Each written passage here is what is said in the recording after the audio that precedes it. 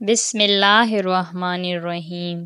جب آپ سمجھدار ہو جاتے ہیں تب خواہش دل کا ساتھ چھوڑ دیتی ہیں۔ سخت مزاج شوہر اپنی بیوی کی دلکش شرارتوں سے محروم ہو جاتے ہیں۔ بڑی عمر کی عورت سے شادی کرنے میں شرم محسوس نہ کرو، کیونکہ یہ سنت نبوی صلی اللہ علیہ وآلہ وسلم ہے۔ عورت جاہل کے لیے ہوس اور عقل مند کے لیے روح ہے۔ جب آپ دوسروں کے لیے آسانیاں پیدا کرنے کی کوشش کرتے ہیں تو اللہ تعالیٰ آپ کے لیے آسانیاں پیدا کرتا۔ جن سے محبت کی جاتی ہے انہیں چھوڑا تو جا سکتا ہے، بانٹا کسی قیمت پہ نہیں جا سکتا۔ کہتے ہیں انسان جس کو اپنی پہلی محبت کا دکھ سناتا ہے وہ دوسری محبت اسی سے کر بیٹھتا ہے۔ کسی کا آپ پر اعتبار کرنا محبت کرنے سے زیادہ قابل تعریف ہے۔ جس دن تمہیں خوبصورت عورت سے فرق پڑنا ختم ہو جائے اس دن سمجھ لینا کہ تم محبت کے بارے میں گفتگو کرنے کے قابل ہو چکے ہو۔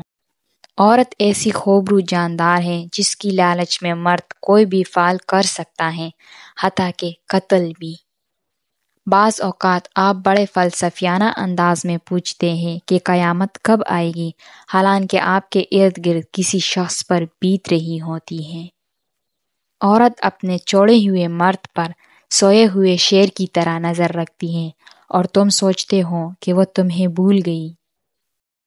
لوگ حسد آپ سے نہیں بلکہ آپ کی زندگی میں موجود سکون، خوشیوں، کامیابیوں اور اس سے میسر نعمتوں سے کرتے ہیں۔ اور جو مرد محبت کرتا ہے وہ آپ کو کبھی بھی بے لباس نہیں کرتا، وہ آپ کو محرم بناتا ہے، اور یہ چھوٹی سی بات ہم سمجھ لیں تو بہت سی گھروں کی عزت محفوظ رہ سکتی ہے۔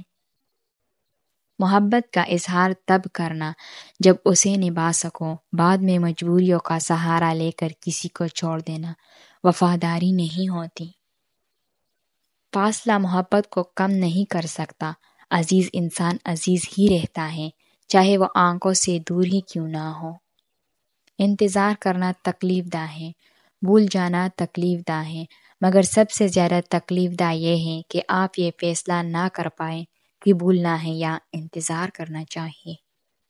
محبت جب روح سے کی ہو تو پھر انسان دوبارہ کسی سے محبت کرنے کے قابل نہیں رہتا۔ اذیت پتہ ہے کیا ہے؟ ایک ایسے انسان سے محبت کرنا جو بزدلی کے آخری درجے پر ہو، جو محبت تو کرتا ہو، محبت کا دم تو بھرتا ہو، مگر کسی کے سامنے قبول نہ کر سکتا ہو۔ صبر کرنے سے اللہ وہ بھی دیتا ہے جس کی امید نہیں ہوتی، اور مانگنے سے وہ بھی مل جاتا ہے جس کی امید ختم ہو جاتی ہے۔ مرد جس عورت سے محبت کرتا ہے وہ اس عورت کو ماتھے پر ضرور چومے گا۔ میرے یقین کیجیے آپ کا رونا، آپ کی پریشانی اور غمزدہ ہونے کا دکھ صرف آپ کی صحت پر پڑتا ہے، کسی دوسرے شخص پر نہیں پڑتا۔ Thanks for watching.